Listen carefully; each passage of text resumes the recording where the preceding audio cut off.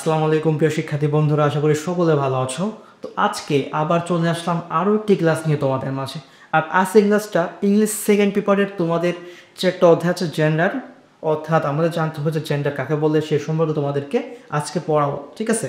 তো যারা এর আগে হয়তো বা জেন্ডার সম্পর্কে জেনেছো, বাট আজকে তোমাদেরকে আরও ক্লিয়ার করে দেবো জেন্ডার কাকে বলে, কীভাবে জেন্ডার হয়, ঠিক আছে? জেন্ডার কয় প্রকার সব তোমরা জানবো আজকে এই ক্লাসের মধ্যে। তো পুরো ভিডিওটা সবাই দেখবে অ্যান্ড ভিডিও দেখার পরে অবশ্যই একটা লাইক কমেন্ট করবে, ঠিক আছে? তো প্রিয় শিক্ষার্থী বন্ধুরা, আসো ক্লাস শুরু করি। তো আমাদেরকে ফার্স্ট জানতে হবে জেন্ডার কাকে বলে।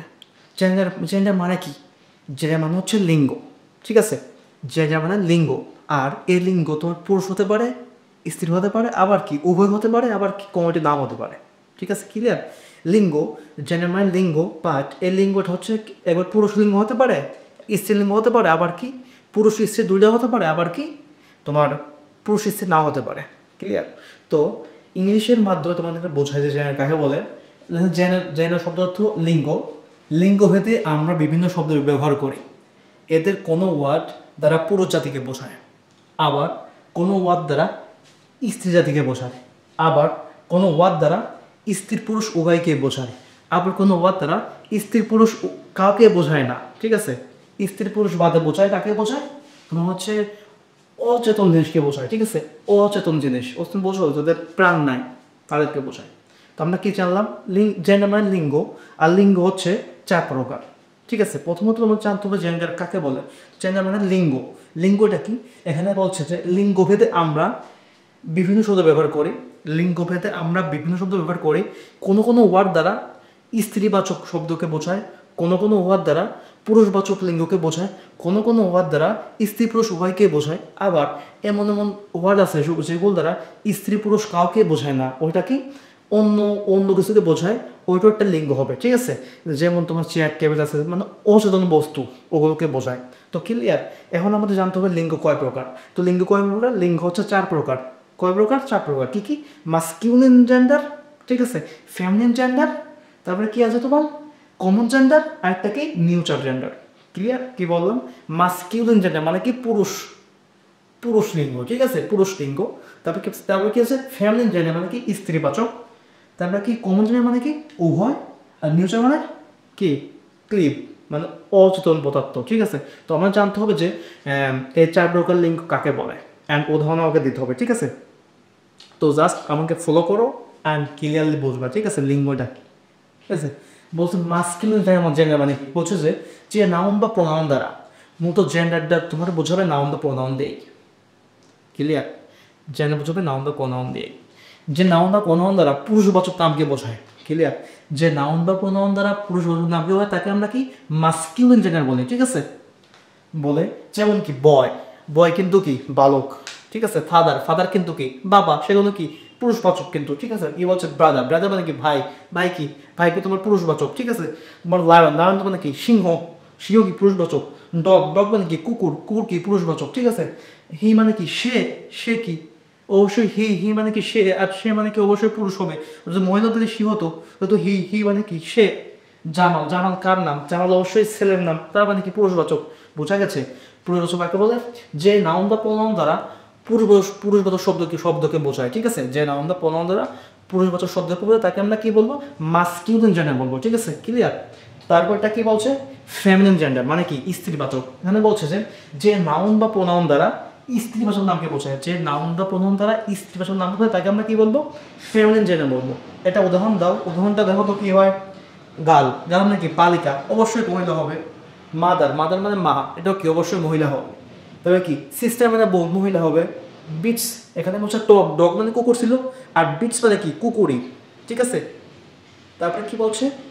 লায়ন, লায়নের সিংহ ছিল, এখানে কি দিচ্ছে লায়নেস, সিংহ, সিংহ লায়নেস, ঠিক আছে? জাস্ট মহিলাবাচক আমাদের বোঝাতে হবে।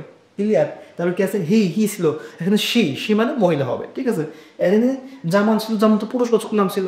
আর সেদের কি হবে? ঝুমা, বিভিন্ন নাম হতে পারে, ঝুমুর, নূপুর, পায়েল, যা ইচ্ছা হতে পারে, ঠিক আছে? নাম হতে পারে কেয়া, মেয়া, যা হতে পারে, বাট কি বুঝতে হবে যে এটা কি ফেমিনিন জেন্ডার মানে কি মহিলাবাচক। তারপরে দুটা বললাম কি, একটা বলছে তোমার পুরুষবাচক, একটা বললাম কি মহিলাবাচক। এখন আসলে কমনটা কি? তো কমনটা বলছে যে নাউন বা প্রনাউন দ্বারা স্ত্রী বা পুরুষ উভয়কে বোঝায়। এমন একটি লিঙ্গ আছে তার নাম কমন, মানে উভয়। এখন প্রশ্নে এসে বলছে, উদাহরণে বলছে যে মানে সংজ্ঞায় বলছে যে নাউন বা প্রনাউন দ্বারা পুরুষ এবং নারী উভয়কে বোঝায়, তাকে আমরা কি বলবো? তাকে আমরা কি বলবো? কমন বলবো। কারণটা কি? এমন এমন শব্দ আছে যে শব্দের মধ্যে আমরা সবসময় নারীও মন করতে পারি, পুরুষও মনে করতে পারি। যেমন কে দেখো, যেমনটা হচ্ছে চিল্ড মানে কি? বাচ্চা। হ্যাঁ, বাচ্চা কিন্তু ছেলে হতে পারে, মেয়ে হতে পারে, বাট আমরা বলতে চিল্ড, বাচ্চা। ক্লিয়ার? ওই ছেলে হতে পারে, মেয়ে হতে পারে। আবার কি?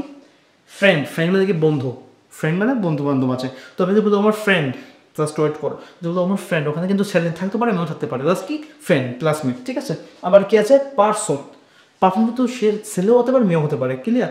পারফর্মটাকে মনে করছে যে ভালো লোক আসছে, সে হয়তো এমপি মন্ত্রী, সে কিন্তু ছেলেও বা মেয়ে হতে পারে। ক্লিয়ার? জাস্ট বলছে যে সে একজন ভালো পার্সন, লোক। তার মানে কি? সে তখন ছেলে হতে, মেয়ে হতে পারে। আর এটাকে দেখো তো, স্টুডেন্ট মানে কি? ছাত্র। ওখানে এনেছে ছাত্র আছে, মানে কি ওখানে সবাই আছে, কিন্তু ছেলেও আছে, মেয়েও আছে, এজন্য কি? স্টুডেন্ট। যখন আমরা ক্লিয়ার করে বুঝবো একটা জিনিস খেয়াল করো, যখন আমরা ক্লিয়ার করে বলবো যে জামালটাকে অবশ্যই ছেলের নাম, তার মানে কি ছেলে হবে। ওকে, ও হচ্ছে মাস্কুলিন জেন্ডার। যখন বলবো যে তোমার নামটা কি? অবশ্যই মহিলা নাম। আমরা তখন কি বলবো? এটা কি? স্ত্রীবাচক, অর্থাৎ কি? Family gender. আর যখনই বলবো এমন, যেমন ইউ মানে কি?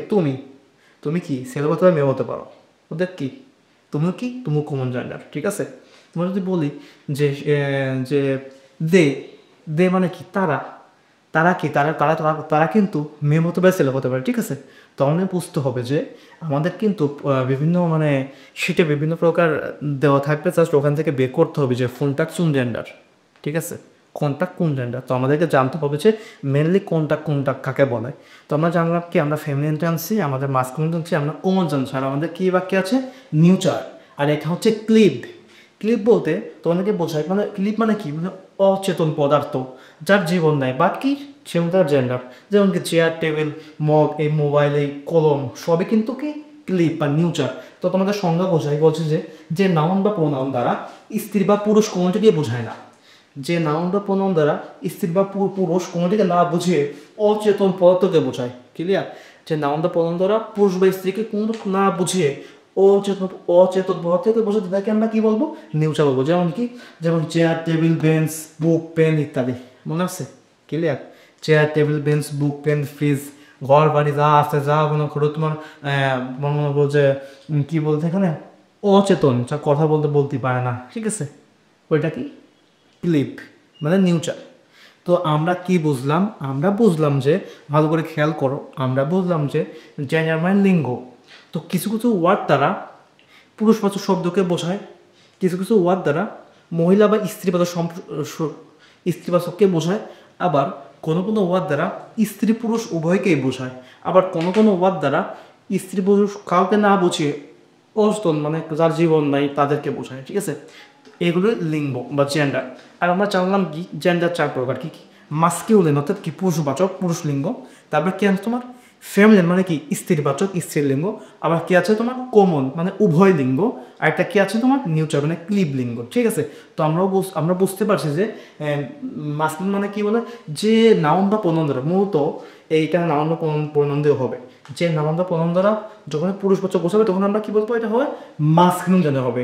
যেমন রহিম, করিম, নাম কাম যা, হি। ঠিক আছে? বয়, বালক, তুলক, স্থান মতো হতে পারে। তারপরে কি হচ্ছে? ফ্যামিলি। এটা মানে কি? যে নাউন বা প্রোনাউন দ্বারা স্ত্রী বা বাচক নামকে বোঝাবে। ঠিক আছে? যেমন কি তোমার হচ্ছে তমা, দোলা, বিভিন্ন নাম হতে পারে। তারপরে শি, তারপরে তোমার আরও নাম আছে যে lioness, bitch, sister, mother, girls, এগুলো। তারপরে কি বললাম না? Common gender. ওটা মানে কি? উভয় জেন্ডার। মানে কি? যে নাউন বা প্রোনাউন দ্বারা পুরুষ বা মহিলা উভয়কে বোঝায়। ঠিক আছে? উভয়কে বোঝাবে। যেমন কি তোমার ইউ, তুমি হতে পারো, দে, তাও হতে পারে, উই মানে আমরা এখানে যদি অনেক লোক থাকে, অবশ্যই মেয়ে লোক থাকে, পুরুষ লোক থাকবে। এখানে কি? সবাইকে বোঝাচ্ছে উই। এরকম আমাদের বুঝতে হবে, আমাদের মাথায় রাখতে হবে। আর লাস্টটা কি আছে তোমার? ক্লিপ মানে নিউচার। ওইটা হচ্ছে নাউন বা প্রোনাউন দ্বারা পুরুষ বা স্ত্রী কাউকে না বুঝিয়ে, মানে এমন পদার্থকে বোঝাচ্ছে যার জীবন নাই। ঠিক আছে? জড় বস্তুকে বোঝায়, বস্তু বলে তাকে আমরা কি বলবো? নিউচার বলবো। আর সেগুলো কি? চেয়ার, টেবিল, বেঞ্চ, কলম যা আছে, পারে ঘর যা, সব কিছু। ঠিক আছে? ক্লিয়ার?